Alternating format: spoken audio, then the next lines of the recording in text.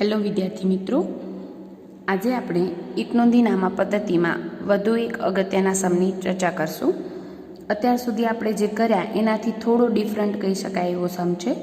અઘરો ના કહી શકાય પણ થોડોક અલગ ટાઈપનો સમ છે, એટલે એની ચર્ચા આજે લેશું. દાખલા નંબર 20 લઈએ છીએ. વિવેક તેના હિસાબો એક નોંધી પદ્ધતિથી રાખે છે. નીચે આપેલ માહિતી પરથી તારીખ 31/3/2010 રોજ પૂરા થતા વર્ષના વાર્ષિક હિસાબો તૈયાર કરો. 1/4/2009 અને 31/3/2010 રોજની એટલે કે શરૂની અને આખરની બાકીઓ આપેલી છે. યંત્રો, દેવાદારો, લેણી હુંડી, લેણદારો, દેવી હુંડીઓ, સ્ટોક પણ શરૂનો અને આખરનો આપી દીધો છે. રોકડ અને બેંક સિલક આપી દીધી છે શરૂની અને આખરની. અગાઉથી ચૂકવેલ વીમો અને પરચુરણ ખર્ચા ચૂકવવાના બાકી એની પણ શરૂની અને આખરની બાકી આપી દીધી છે. આની ચર્ચા ઓલરેડી આપણે અગાઉના લેક્ચર્સમાં લઈ ગયા છીએ કે ગયા વર્ષની બાકી હોય તો એડ કરવું કે લેસ કરવું, બરાબર. તો એની પણ પ્રેક્ટિસ થઈ જશે. સાથે વર્ષ દરમિયાનના વ્યવહારો આપ્યા છે. રોકડ ખરીદી, રોકડ વેચાણ તમને ક્વેશ્ચન માર્ક આપેલું છે. દેવાદાર પાસેથી રોકડા મળ્યા, રોકડ બેંકમાં ભરી, લેણદારોને ચેકથી ચૂકવ્યા, લેણી હુંડીના રોકડા મળ્યા, દેવી હુંડીના રોકડા ચૂકવ્યા, પરચુરણ ખર્ચ માટે બેંકમાંથી ઉપાડ્યા, પરચુરણ ખર્ચ રોકડેથી ચૂકવ્યો, રોકડ ઉપાડ, વીમાના રોકડા ચૂકવ્યા, કુલ ખરીદી અને કુલ વેચાણ. હવે મેઇન વસ્તુ અહીંયા કુલ ખરીદી કુલ વેચાણ આપેલું છે અને રોકડ ખરીદી આપી દીધી છે. રોકડ વેચાણ તમારે ક્વેશ્ચન માર્ક આપી દીધું છે, એટલે કે શોધવાનું છે, બરાબર. પછી કીધું છે વેચાણ શેરો કરી લેણદારોને આપેલી લેણી હુંડીઓ, એટલે હુંડીના પણ મહત્વના ટોપિક આવી જાય છે જેમાં તમારી ભૂલ થતી હોય છે. વેચાણ શેરો કરેલી લેણી હુંડીઓ, અને વેચાણ શેરો કરેલી લેણી હુંડીઓ જ્યારે ન કરાય ત્યારે શું નોંધ થાય?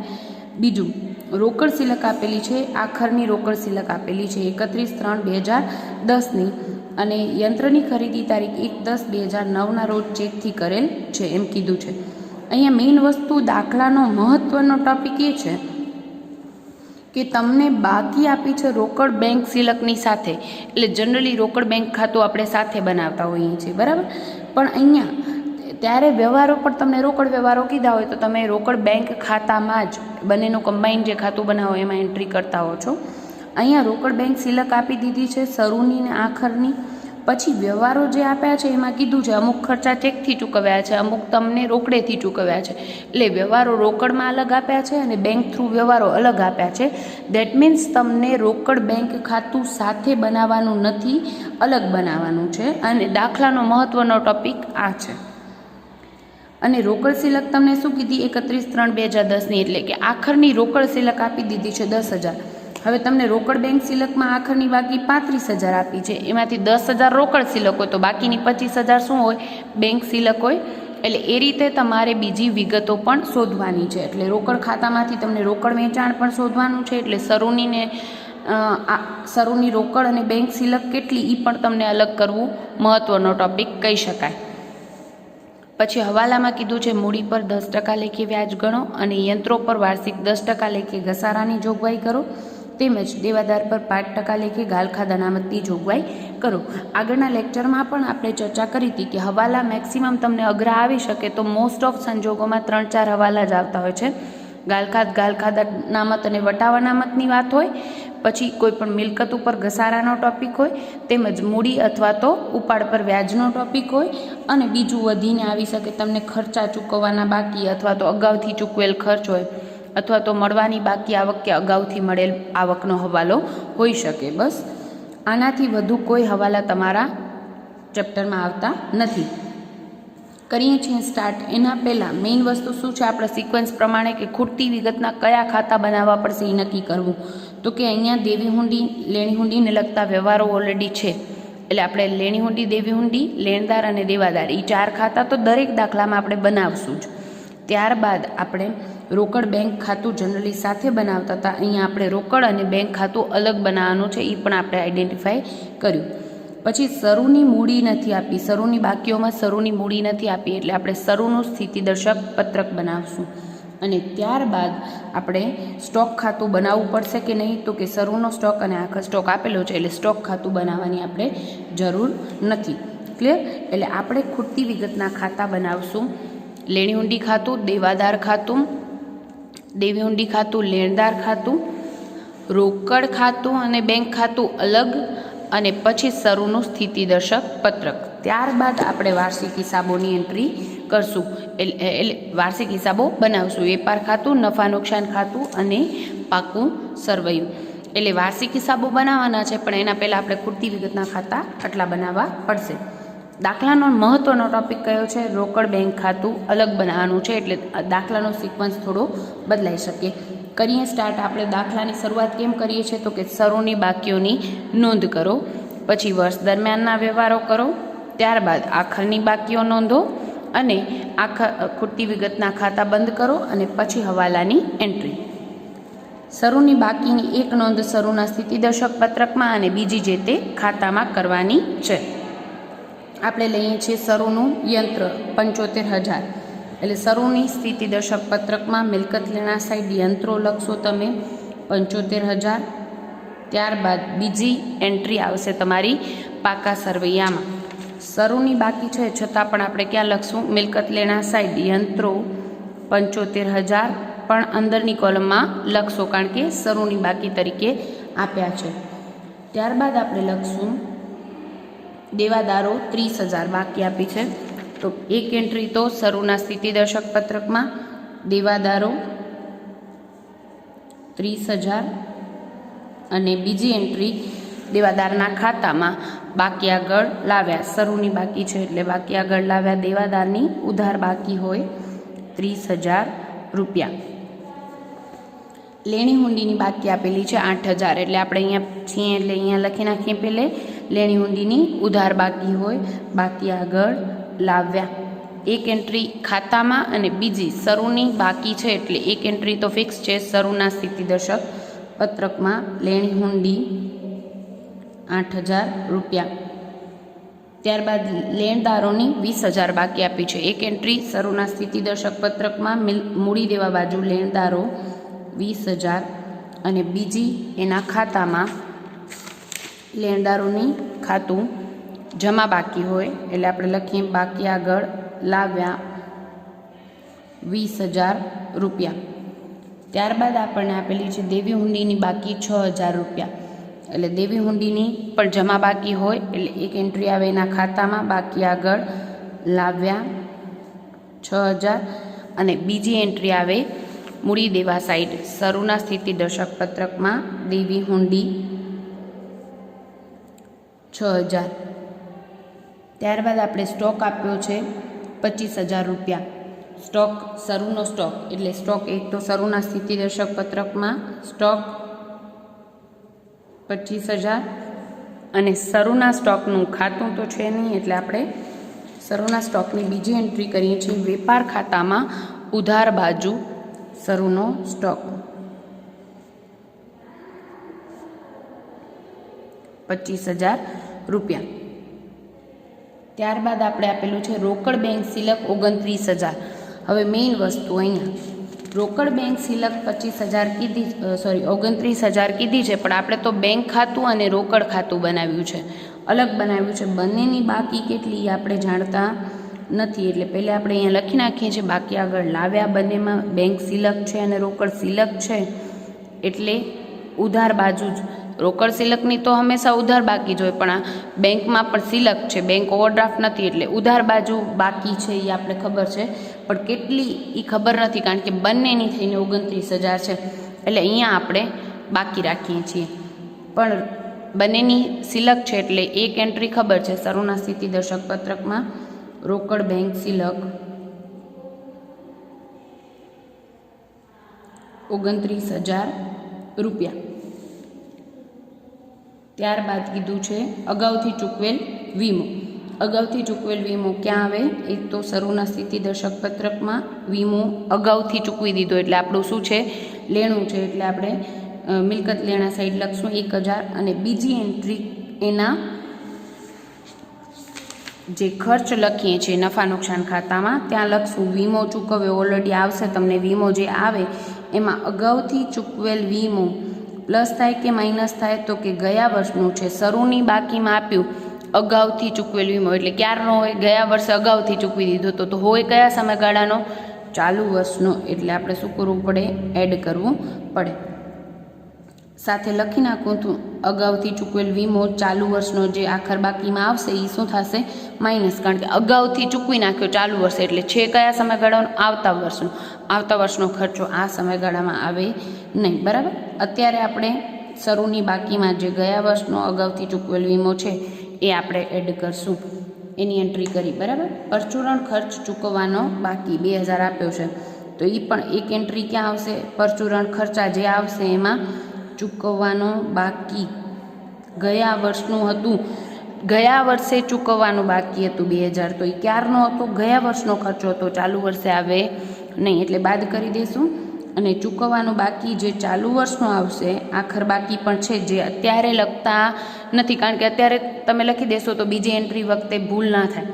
જ્યારે જે એન્ટ્રી કરીએ છીએ એ જ વખતે એની એન્ટ્રી કરશું, એટલે ત્યારે એ આવશે, પછી બહારની કોલમમાં લખશું.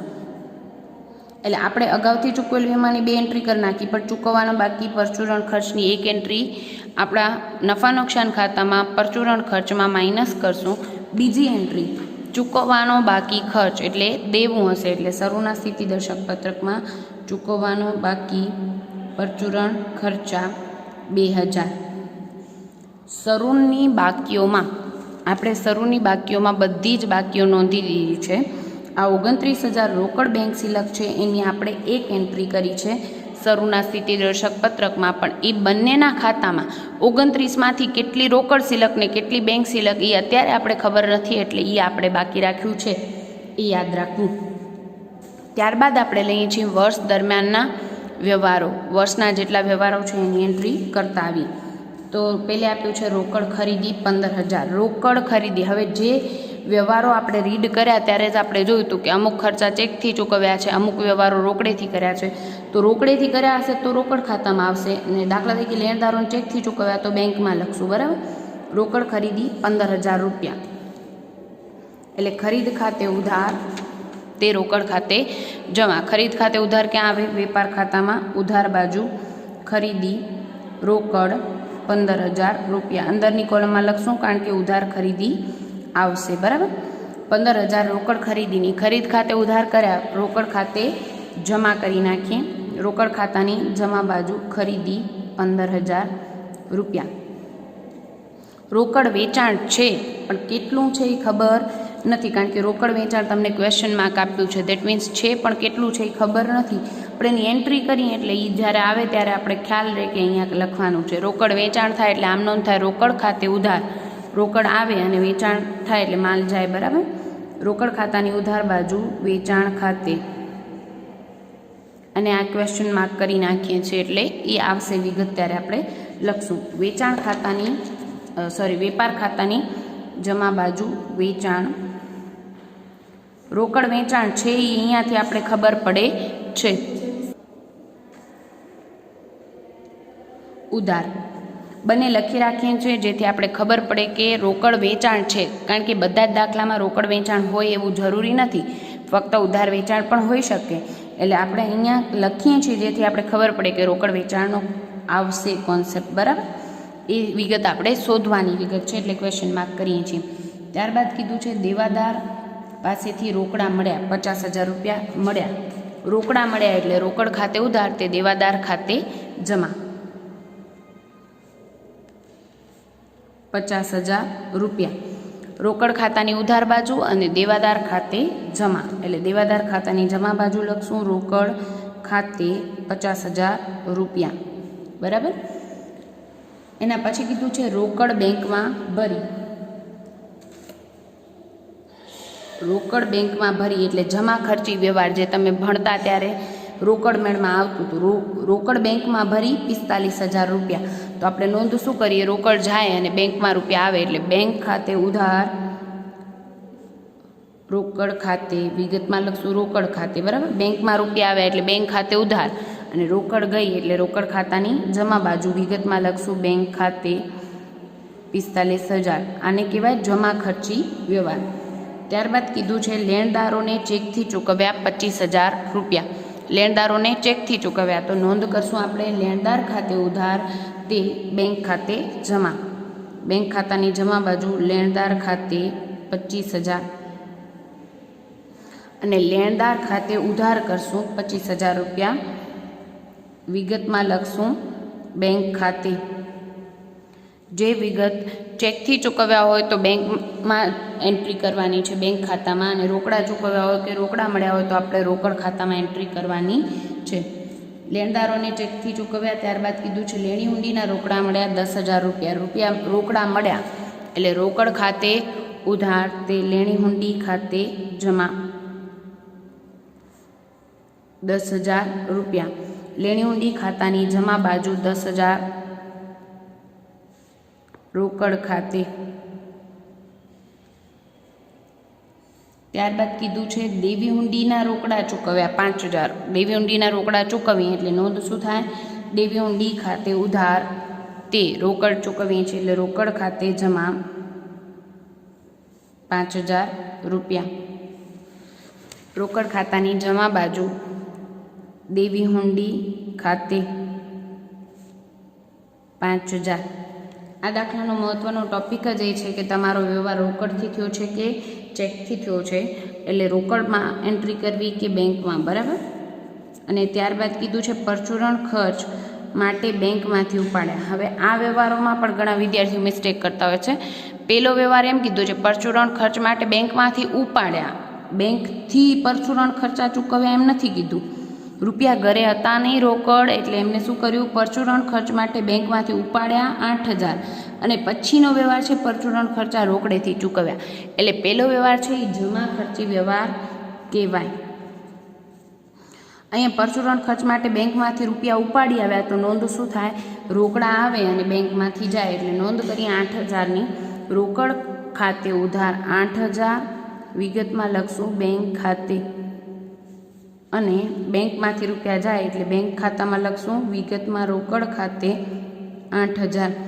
પરચુરણ ખર્ચ માટે બેંકમાંથી ઉપાડી આવ્યા એટલે રોકડા ઉપાડ્યા બેંકમાંથી એની નોંધ. રોકડ ઉપાડીએ તો શું નોંધ થાય? રોકડ ખાતે ઉધાર, તે બેંક ખાતે જમા, બરાબર ને. એના પછી તરતનો વ્યવહાર આપેલો છે, એના પછીનો કે પરચુરણ ખર્ચ. હવે 8,000 રૂપિયા બેંકમાંથી પરચુરણ ખર્ચ ચૂકવવા માટે જ ઉપાડી આવ્યા હતા, એટલે પરચુરણ ખર્ચ રોકડેથી હવે ચૂકવ્યો. પણ ચૂકવ્યો કેટલો છે? 7,000 ચૂકવ્યો છે, બરાબર.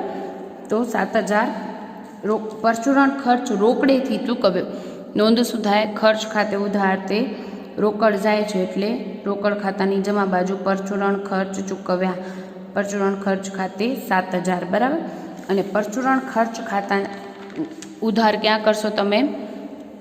નફા નુકસાન ખાતાની ઉધાર બાજુ પરચુરણ ખર્ચા 7,000, જેની ઓલરેડી આપણે સ્પેસ મૂકી હતી, બરાબર. ચૂકવવાના બાકી અને આવ્યું હતું ત્યારે, એટલે આપણે લખશું પરચુરણ ખર્ચા 7,000.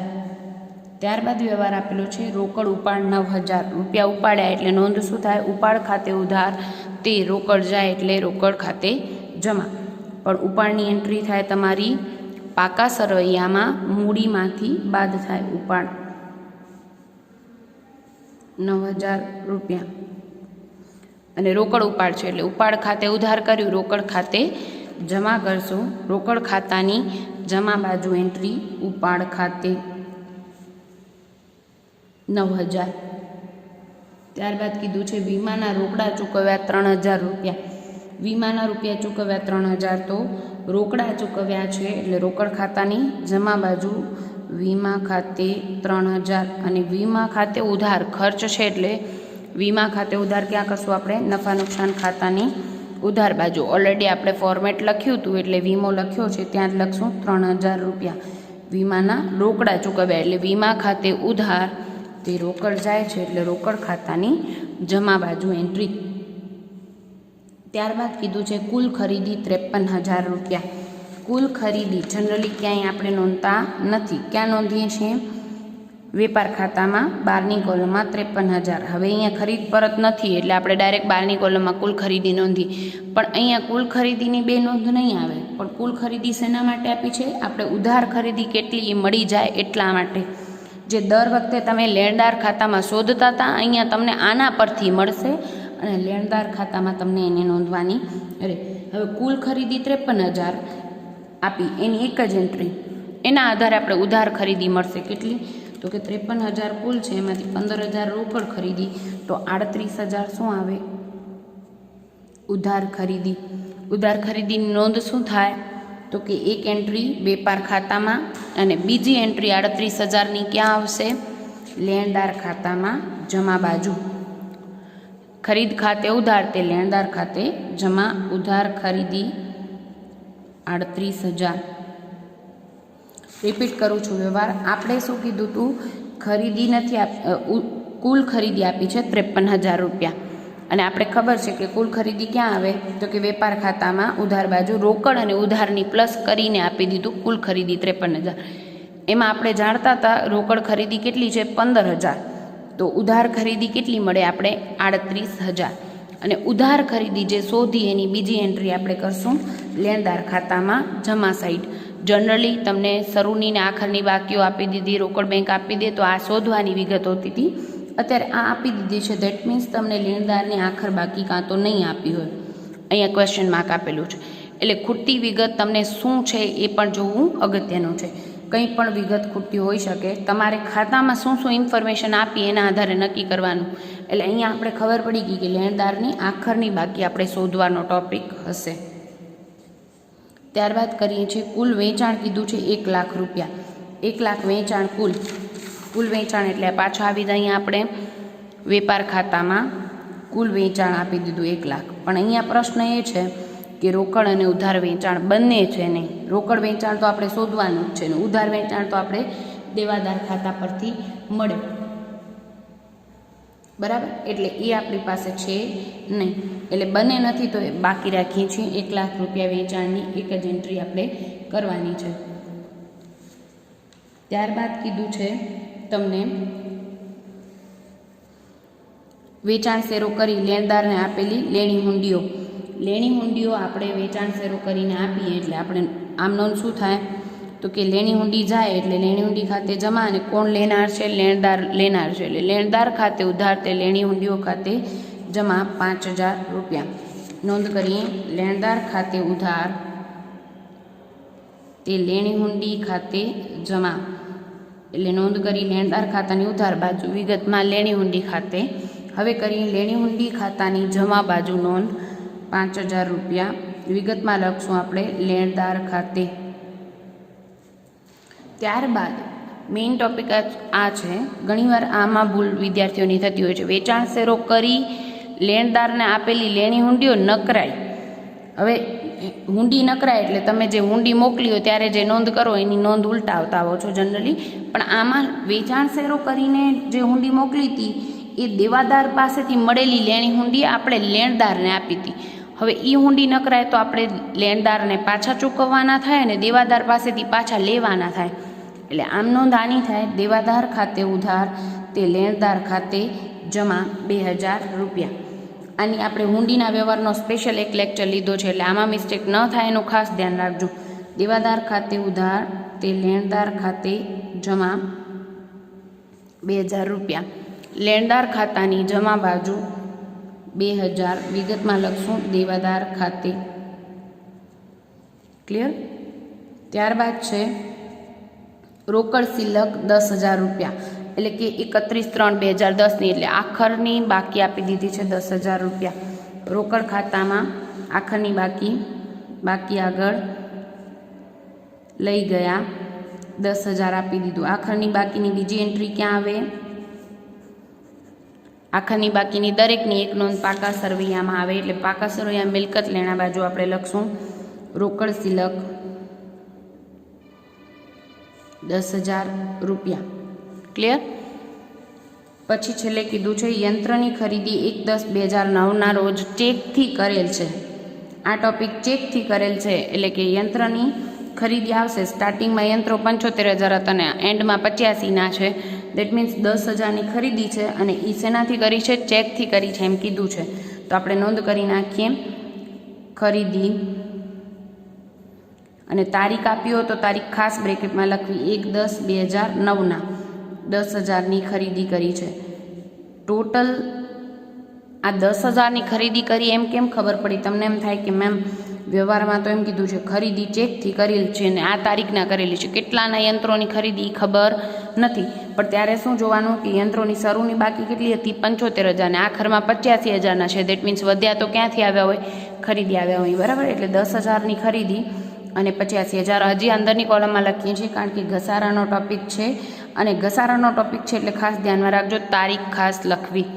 હવે ખરીદીની એક એન્ટ્રી કરી આપણે, યંત્રોની ખરીદી એટલે યંત્રોમાં એડ કર્યા અને રૂપિયા જાય એટલે જમા, પણ ચેકથી કર્યું છે એટલે આપણે નોંધ કરશું બેંક ખાતે જમા. યંત્ર ખાતે ઉધાર તે બેંક ખાતે જમા 10,000 રૂપિયા.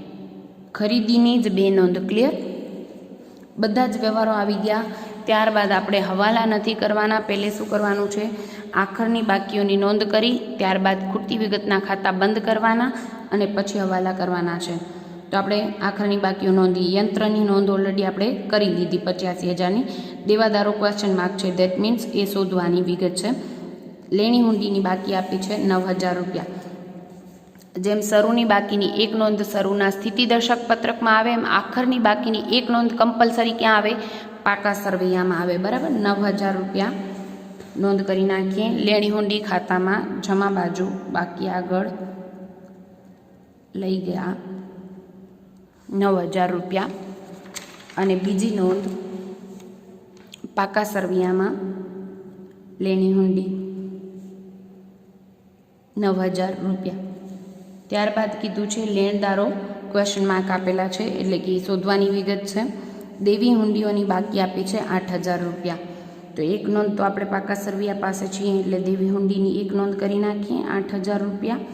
દેવી હુંડી એટલે મૂડી દેવા સાઈડ પાકા સરવૈયામાં આવશે અને બીજી એના ખાતામાં એટલે કે દેવી હુંડી ખાતામાં ઉધાર બાજુ 8,000 રૂપિયા બાકી આગળ લઈ ગયા. સ્ટોક આપેલો છે 30,000 એટલે આખરનો સ્ટોક. આખરના સ્ટોકની એક એન્ટ્રી આવે વેપાર ખાતામાં જમા બાજુ.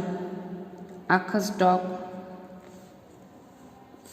30,000 અને બીજી એન્ટ્રી આવે પાકા સરવૈયામાં આખર સ્ટોક 30,000 રૂપિયા. ત્યારબાદ મહત્વનો ટોપિક રોકડ બેંક સિલક સાથે આપી છે ટોટલ 35,000 રૂપિયા. રોકડ અને બેંકની સાથે આખરની બાકી આપી છે 35,000 રૂપિયા. હવે એનામાં આપણે શું કહી દીધું હતું? આપણે રોકડ બેંકની આખરની બાકી 35,000, એમાં છેલ્લે કીધું હતું રોકડ સિલક છેલ્લી તારીખે આખરની બાકી 10,000 છે. તો બાકીની 35,000 બંનેની બાકી થઈને એમાંથી રોકડની આખર બાકી છે 10,000, તો બાકીની 25,000 શું હોય? બેંકની બાકી હોય. આપણે રોકડને બેંકની બાકી આગળ લઈ ગયાની ટોટલ રકમ 35,000 આપી છે. એમાં રોકડ ખાતાની આખરની બાકી 10,000, તો બેંક ખાતાની આખરની બાકી કેટલી હોય? 25,000 બાકી આગળ લઈ ગયા. ખાસ બ્રેકેટમાં બતાવું છું, ધ્યાન રાખજો.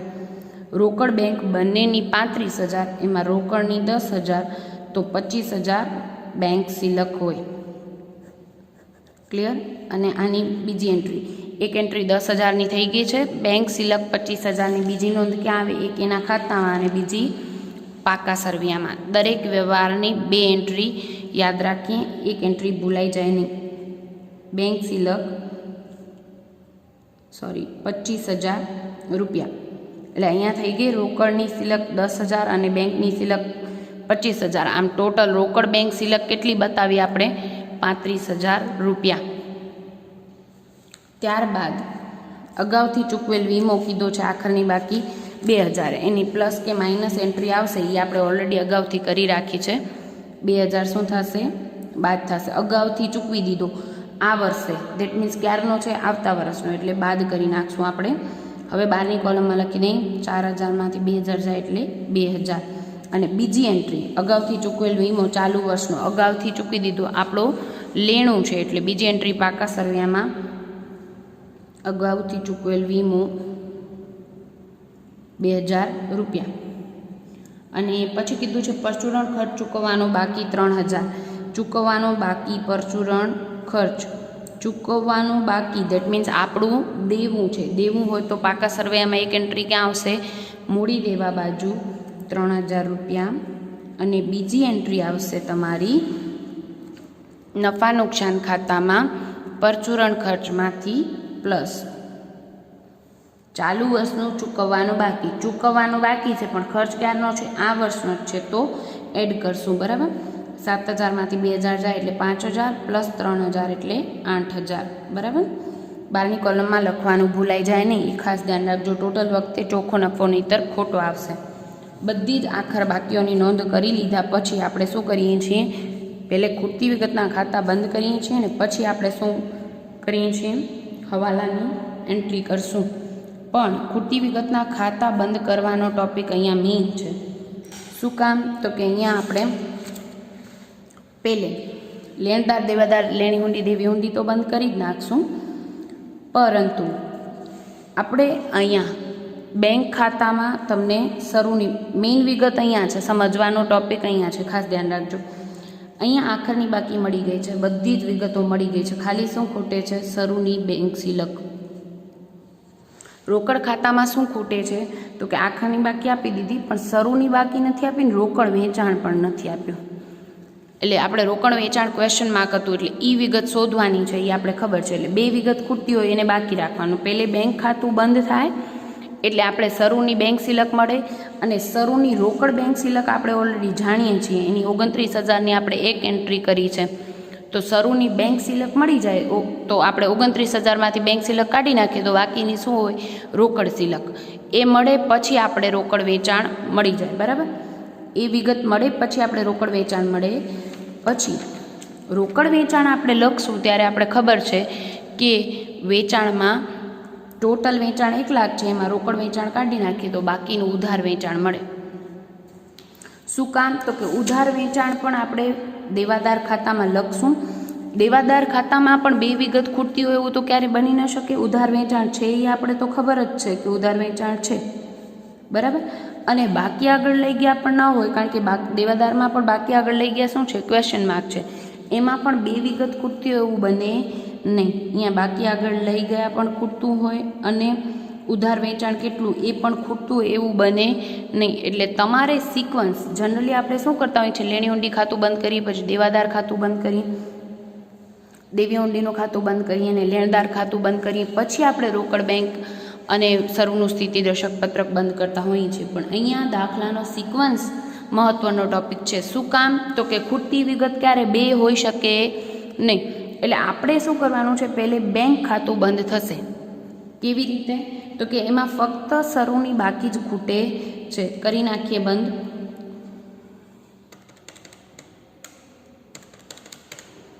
ટોટલ મળશે આપણે 68,000. આ દાખલાનો મહત્વનો ટોપિક અહીંયા છે કે એક તો રોકડ બેંક ખાતું અલગ બનાવવાનું છે અને ખાતા બંધ કરવાનો સિક્વન્સ એ આ દાખલાનો મહત્વનો ટોપિક. 68,000માંથી આપણે 45,000 બાદ કરી નાખીએ એટલે 23,000 આપણે મળી શરૂની બેંક સિલક. બરાબર. હવે શરૂની આપણે ખબર છે કે ખૂટતી વિગતની ક્યાંક ને ક્યાંક એન્ટ્રી હોય, તો કે જનરલી શરૂની બેંક સિલક 23,000ની બીજી એન્ટ્રી ક્યાં હોય, અહીંયા હોય, શરૂના સ્થિતિ દર્શક પત્રકમાં. પણ એ ઓલરેડી આપણે નોંધી નાખી હતી. પણ કેવી રીતે? તો કે રોકડ બેંક સિલક બંનેની ભેગી બાકી આપણે ખબર હતી 29,000, એટલે બંનેની ભેગી નોંધી નાખી છે. હવે એમાં રોકડ કેટલી અને બેંક કેટલી એ આપણે હમણાં ખબર પડી. 29,000 જે રોકડ બેંક સિલક છે એમાં 23,000 બેંક સિલક છે, તો બાકીની 29માંથી 23 જાય તો 6,000 શું મળી તમને, રોકડ સિલક મળી. આ દાખલાનો મહત્વનો ટોપિક રોકડ સિલક હવે આપણે મળી ગઈ 6,000 રૂપિયા. એટલે આપણે આની નોંધ કરશું, બીજી એન્ટ્રી ક્યાં કરશું, રોકડ ખાતામાં ઉધાર બાજુ 6,000 રૂપિયા. જે આપણે શરૂની બાકી વખતે મેં તમને યાદ કરાવ્યું હતું કે બે વસ્તુ એ બાકી છે, યાદ રાખજો. આપણે રોકડ બેંક સિલક ભેગી લખી નાખી હતી 29,000, કારણ કે બંનેની સાથે આપેલી હતી. એમાંથી રોકડ કેટલીની બેંક કેટલી કોઈ હિન્ટ હતી નહીં. તો હવે અહીંયા એક જ વિગત ખૂટતી હતી એટલે પહેલે આપણે બેંક ખાતું બંધ કર્યું એટલે આપણે શું મળી ગયું, શરૂનું બેંક સિલક. હવે આ કેમ આવી છે અહીંયા બતાવી દઈએ. 29,000 રોકડ બેંક સિલક, એમાંથી 23,000 બેંક સિલક બાદ કરી એટલે 6,000 શું મળ્યું છે, રોકડ સિલક. હવે આના પરથી શું મળી જશે, તો કે વેચાણ ખાતે રોકડ વેચાણ છે પણ કેટલું છે એ આપેલું નહોતું, ક્વેશ્ચન માર્ક હતું. એટલે આપણે હવે એ જો અહીંયા એમ ના હોય, તમને રોકડ વેચાણ ક્વેશ્ચન માર્ક ન હોય તો એમ માનવું કે દાખલામાં ખાલી એવું બની શકે કે કોઈ વેપારી ખાલી ઉધાર વેચાણ કરતો હોય, પણ અહીંયા કીધું હતું કે રોકડ વેચાણ છે, પણ કેટલું છે એ નથી ખબર, એટલે આપણે એની એન્ટ્રી ઓલરેડી શું કામ કરી રાખી હતી? કારણ કે આપણે ખબર પડે કે રોકડ ખાતામાં 2 વિગત ખૂટે છે. એટલે તમે બંધ કરો ખાતા ત્યારે ભૂલી ના જાઓ, બરાબર? કરી નાખી ખાતું બંધ, આ સાઈડ જ વિગત ખૂટે છે, આપણે ખબર છે.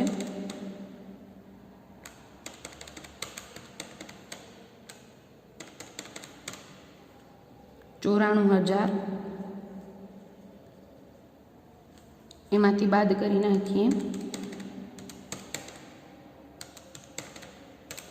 એટલે 20,000 આપણને મળ્યું રોકડ વેચાણ. આ ખાતામાં શોધ્યું છે અને હું રાઉન્ડ કરું છું અને ક્વેશ્ચન માર્ક કરું છું, જેથી તમે રિફર કરતા હો ને ત્યારે ખબર પડે કે આ ખાતું ક્યાંથી આવ્યું હતું, બરાબર? 20,000 રોકડ વેચાણ છે, એનો મતલબ એની બીજી એન્ટ્રી ક્યાં આવે?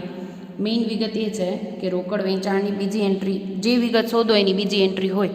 અહીંયા રોકડ વેચાણ 20,000, તો આપણે ક્યાં કરશું? વેપાર ખાતામાં જમા બાજુ રોકડ વેચાણ 20,000. હવે આપણે ખબર હતી કુલ વેચાણ 1 લાખ છે, રોકડ 20,000, તો ઉધાર વેચાણ કેટલું હોય? 80,000. ખૂટતી વિગત જે નવી શોધી એની બીજે ક્યાંક એન્ટ્રી હોય એ ભૂલાય નહીં. 80,000 ઉધાર વેચાણની નોંધ બીજે ક્યાં આવે? તો કે દેવાદાર ખાતામાં. જે દર વખતના દાખલામાં તમને શોધવાની વિગત હોય છે. દેવાદાર ખાતામાં ઉધાર બાજુ ઉધાર વેચાણ ₹80,000. ક્લિયર? હવે આપણે કોઈ પણ સિક્વન્સથી ખાતું બંધ કરી શકશું. પહેલે બેંક ખાતું બંધ કરવાનું છે, પછી રોકડ ખાતું. એના આધારે આપણે રોકડમાંથી ઉધાર વેચાણ મળશે, પછી આપણે ઉધાર વેચાણ લખશું, બરાબર? પછી તમારા જે સિક્વન્સમાં પહેલે શરૂનું સ્થિતિદર્શક પત્રક બંધ કરો તો બી ચાલશે, કારણ કે અહીંયા શરૂની મૂડી શોધવાની છે અને બીજી વિગતો બધી આપેલી જ છે, એટલે વાંધો નથી. અને કાં તો તમે જેમ જઈએ છીએ આપણે દર વખતના દાખલામાં એવી રીતે જશો, એટલે કે લેણી હુંડી બંધ કરો, પછી દેવાદાર બંધ કરો, બરાબર? લેણી હુંડી શરૂની આખરની બાકી આપી દીધી છે, રોકડ ખાતે પણ આપી દીધું છે. દેટ મીન્સ ખૂટતી વિગત શું હોય? દેવાદાર ખાતે વર્ષ દરમિયાન સ્વીકારે લખેલી હુંડીઓ 24,000, એમાંથી 8,000 જાય એટલે 16,000. ઉધાર બાજુ ખૂટતી વિગત 16,000 શું છે? વર્ષ દરમિયાન લખેલી લેણી હુંડીઓ. વર્ષ દરમિયાન લખેલી લેણી હુંડીઓની નોંધ શું થાય? લેણી હુંડી ખાતે ઉધાર તે દેવાદાર ખાતે જમા, એની ક્રોસ એન્ટ્રી ભૂલાય નહીં. 16,000 વિગતમાં લખશો તમે લેણી હુંડી ખાતે. હવે ખાતું બંધ કરીએ. આપણે જાણીએ છીએ કે આખરની બાકી ક્વેશ્ચન માર્ક આપેલી છે. તમને ઓલરેડી આખરની બાકીઓમાં દેવાદાર અને લેણદારની ક્વેશ્ચન માર્ક આપેલું છે. દેટ મીન્સ ખૂટતી વિગત તો એ જ છે, બરાબર? એ ઓલરેડી આપણે ખ્યાલ હતો.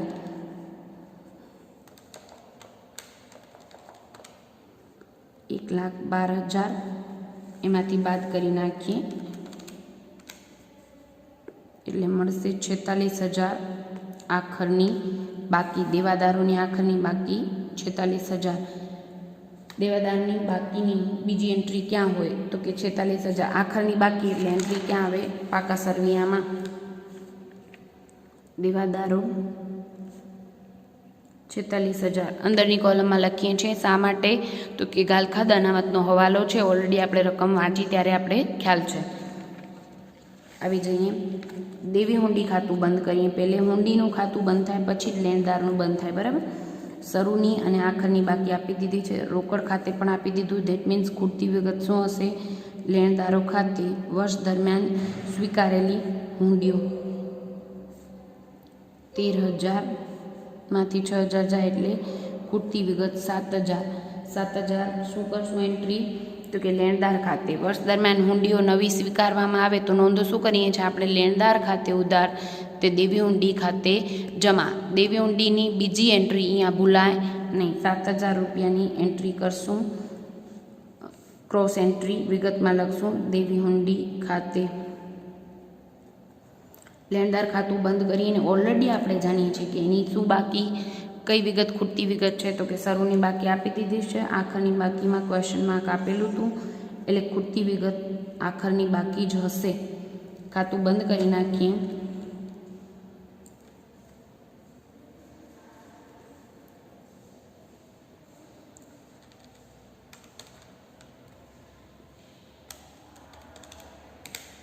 ₹23,000 ખૂટે છે. એ 23,000 તમારું શું હોય, આખરની બાકી. લેણદારોની આખરની બાકીની બીજી એન્ટ્રી પાકા સરવૈયામાં મૂડી દેવા બાજુ લેણદારો 23,000 રૂપિયા. ક્લિયર? ખૂટતી વિગતના 4 ખાતા લેણી હુંડી, દેવાદાર, દેવી હુંડી અને લેણદાર ખાતું બંધ કરી નાખ્યું. રોકડ ખાતું અને બેંક ખાતું ઓલરેડી આપણે પહેલે બંધ કર્યું હતું આ દાખલામાં. અને આ દાખલાનો મહત્ત્વનો ટોપિક જ એ હતું કે આપણે પહેલે આ ખાતા બંધ કરશું, એના આધારે ઉધાર વેચાણને જે શોધી આવશો એના આધારે આ મળશે. બરાબર? એટલે તમારે યાદ શું રાખવાનું છે કે વિગત એક ખૂટતી હોય, બે ખૂટતી હોય એવું કોઈ દાખલો ના હોય. બરાબર? એટલે અહીંયા 2 વિગત ખૂટતી હતી, અહીંયા પણ ઉધાર વેચાણ અને બાકી આગળ લઈ ગયા 2 ખૂટતા હતા. એટલે આપણે ખબર પડી ગઈ કે આ ખાતા પહેલે બંધ નહીં થાય. આપણે પહેલે બેંક ખાતું બંધ કર્યું, એના આધારે શરૂની સિલક શોધી, શરૂની સિલક લખ્યા પછી રોકડ વેચાણ શોધ્યું, એના આધારે ઉધાર વેચાણ શોધીને આપણે દેવાદાર ખાતામાં લખ્યું અને પછી આ સિક્વન્સ રાખ્યો. બરાબર? કરીએ. શરૂનું સ્થિતિ દર્શક પત્રક બંધ કરી નાખીએ.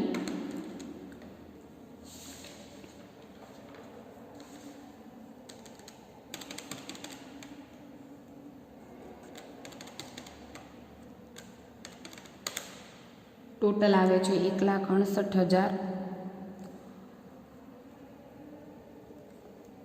20 ને 26 ને 28,000 બાદ કરી નાખીએ એટલે આપણને મળશે 1,40,000. ખૂટતી વિગત શરૂની મૂડી, કારણ કે શરૂનું સ્થિતિદર્શક પત્રક જનરલી શરૂનું સ્થિતિદર્શક પત્રક શરૂની મૂડી શોધવા માટે જ બનાવ્યું હોય. સિવાય કે આપણે એક એક્સેપ્શનલ દાખલો એક લીધો તો જેમાં ક્વેશ્ચનમાં આ વિગત આપી જ હોય કે આ જ ખૂટે છે તો મૂડી આપી દીધી હશે. બરાબર? 1,40,000ની બીજી એન્ટ્રી. શરૂની મૂડી ક્યાં નોંધાય? તો કે પાકા સરવૈયામાં. પાકા સરવૈયું તો આખરની તારીખે બને, પણ શરૂની મૂડી અંદરની કોલમમાં લખાશે 1,40,000. 2 એન્ટ્રી થઈ ગઈ. હવે આપણે ખૂટતી વિગતના બધા જ ખાતા બંધ કરી દીધા પછી આપણે વેપાર નફા નુકસાનને પાકું સરવૈયું બંધ નથી કરવાનું. પહેલે શું કરવાનું છે? હવાલાની નોંધ કરવાની છે. તો આવી જ અહીં હવાલામાં મૂડી પર વાર્ષિક 10% વ્યાજ ગણવાનું છે. વર્ષ દરમિયાન મૂડી લાવ્યા જ નથી એટલે 1,40,000 શરૂમાં હતું. મૂડી પર વ્યાજની 2 એન્ટ્રી ઓલરેડી આપણે ઘણા બધા દાખલામાં જોયું છે. મૂડી પર વ્યાજ 10%, 1,40,000ના 10% 14,000. મૂડી પર વ્યાજની 1 એન્ટ્રી મૂડીમાં પ્લસ અને બીજી એન્ટ્રી નફા નુકસાન ખાતાની ઉધાર બાજુ મૂડી પર વ્યાજ. લાસ્ટ લેક્ચરમાં જ આપણે વાત કરી હતી કે તમને કદાચ ધ્યાન યાદ ન રહેતું હોય તો ઉપર હાંસિયામાં લખી નાખજો. મૂડી પર વ્યાજ ધંધાનો ખર્ચ છે અને ઉપાડ પર વ્યાજ ધંધાની આવક છે. ક્લિયર? એનો કોન્સેપ્ટ આપણે ચર્ચા કરી ગયા છીએ. મૂડી પર વ્યાજની એન્ટ્રી થઈ ગઈ. પછી કીધું છે યંત્રો પર 10% લેખી ઘસારાની જોગવાઈ કરવાની છે. યંત્રો પર ઘસારો અહીંયા મહત્ત્વનો ટોપિક. 10% ઘસારો ગણવાનો છે, પણ અહીંયા યંત્રોની બાકી કેટલી છે? તો કે 85,000. 85,000 ઉપર 10% ગણી નાખાય નહીં, કારણ કે જે શરૂમાં હતું યંત્ર એ શરૂઆતથી 75,000 હતું. 10,000નું છે એ વચ્ચેથી ખરીદ્યું છે. તો યાદ રાખો, મિલકત જેટલા સમય વાપરી હોય એટલા સમયનો ઘસારો લાગે. એટલે ગણતરી બતાવી દઈએ છીએ. યંત્રો પર ઘસારો શરૂના 75,000 ઉપર 10% લેખે આખા વર્ષનો એટલે 7500, અને બીજા જે 10,000 વર્ષ દરમિયાન ખરીદી છે, વર્ષ દરમિયાન ખરીદી 10,000 ઉપર 10% લેખે, પણ કેટલા માસનો? તો કે આપણે ખરીદી ક્યારે કરી છે? 1/10/2009. તારીખ ખાસ લખવી. 1/10/2009 ખરીદ્યું ને આપણું વર્ષ પૂરું થાય છે 31/3/2010. 10મા મહિનાની 1લી તારીખે ખરીદ્યું એટલે 10મો મહિનો, 11, 12, 1, 2 ને 3. આમ ટોટલ 6 મહિનાનો ઘસારો એના ઉપર લાગે. મિલકત જેટલા સમય વાપરી હોય એટલા સમયનો ઘસારો લાગે.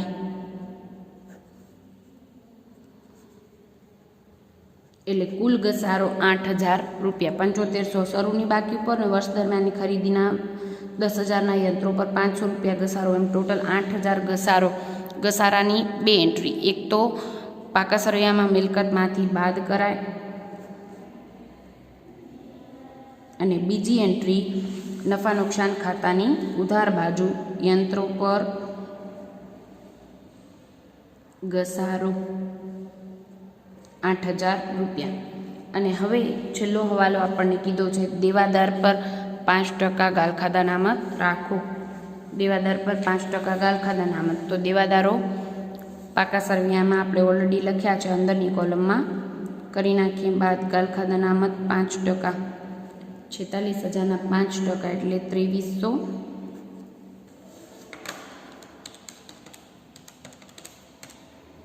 બારની કોલમમાં આવશે 43,700. ગાલખાદા અનામત હવાલાની 2 એન્ટ્રી, એક એન્ટ્રી કરી આપણે દેવાદારમાંથી બાદ અને બીજી 2300ની બીજી એન્ટ્રી આવશે આપણી નફા નુકસાન ખાતામાં ઉધાર બાજુ. નફા નુકસાન ખાતાની ઉધાર બાજુ લખીએ ગાલખાદા અનામત ₹2300. અહીંયા ગાલખાદ પણ નથી, ગાલખાદા અનામત કાચા સરવૈયાની પણ નથી, તો ડાયરેક્ટ લખશો. જો બધી હોય તો તમારે ફોર્મેટથી લખવાનું છે, હવાલાની કાચા સરવૈયાની એ રીતે. બરાબર, બધા જ હવાલા આવી ગયા. હવે આપણે કરીએ છીએ વેપાર નફા નુકસાન અને પાકા સરવૈયાનું ટોટલ. વેપાર ખાતું ટોટલ થાય છે જમા સાઈડ 1,30,000,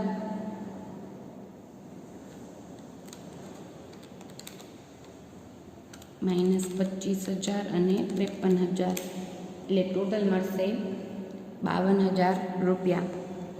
ખૂટતી વિગત 52,000 ખૂટે છે. શું હોય? વેપાર ખાતામાં ઉધાર બાજુ ખૂટે એટલે કાચો નફો, જમા સાઈડ ખૂટે તો કાચી ખોટ. કાચો નફો નફા નુકસાન ખાતે લઈ ગયા. નફા નુકસાન ખાતામાં એની ક્રોસ એન્ટ્રી કરશો તમે. લઈ આવીએ જમા સાઈડ કાચો નફો વેપાર ખાતેથી લાવ્યા. ટોટલ કરી નાખીએ. જમા સાઈડ બીજા છે નહીં એટલે 52,000 ટોટલ તમારું.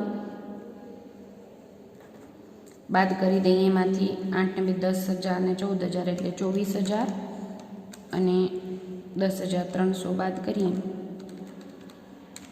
એટલે મળશે 17,700.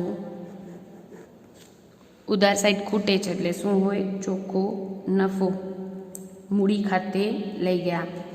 ચોખ્ખો નફો પાકા સરવૈયામાં ક્યાં લઈ આવીએ તો કે નફો હોય તો આપણે મૂડીમાં એડ કરીએ છીએ ને જો ચોખ્ખી ખોટ આવે તો આપણે અહીંયા બાદ કરશું. બરાબર, અહીંયા નફો છે એટલે કરી નાખીએ ચોખ્ખો નફો 17,700. 17,700 ઓલરેડી છે આપણે. 14,000 અને 1,40,000 એટલે અહીંયા મળશે તમને 1,71,700. એમાંથી 9,000 ઉપાડ બાદ કરી નાખીએ એટલે આખરની મૂડી મળશે તમને 1,62,700. આખરની મૂડી બરાબર 1,62,700. પાકા સરવૈયાનું ટોટલ કરી દઈએ આપણે. એડ કરી નાખીએ 1,62,700માં 23,000, 8,000 અને 3,000 1,96,700. 1,96,700 મિલકત લેણા સાઈડનું ટોટલ પણ એટલું આવવું જોઈએ. ટોટલ કરી નાખીએ.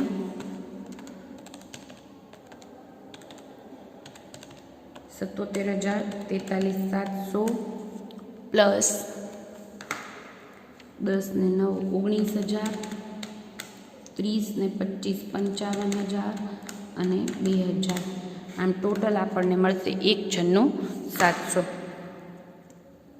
બંને સાઈડનું ટોટલ સેમ થઈ જાય એટલે તમારો આખો દાખલો સાચો. ક્લિયર? પાકો સરવૈયું મળી જવું જોઈએ. આ દાખલો થોડો અઘરો ના કહી શકાય પણ થોડોક અલગ કહી શકાય કે તમને રોકડ બેંક સિલક સાથે આપેલી હોય પણ વ્યવહારો આવો આપણે દાખલો પ્રેક્ટિસમાં પણ હું આજે આપીશ કે જેમાં તમને આવી રીતના વ્યવહારોમાં ક્લિયર કીધું છે કે અમુક રોકડેથી ચૂકવ્યા, અમુક ચેકથી ચૂકવ્યા. દેટ મીન્સ રોકડ વ્યવહારો અને બેંકના વ્યવહારો અલગ છે અને બાકી બંનેની સાથે આપી છે તો કંઈક હિન્ટ આપી હશે. આખરની બાકી બેમાંથી એકને આપી દીધી હશે અથવા શરૂની બાકી બેમાંથી એકને આપી દીધી હોય તો બીજી મળી જાય અને એના આધારે તમે ખાતા બનાવશો અને ખબર પડશે કે કઈ વિગત ખૂટે છે.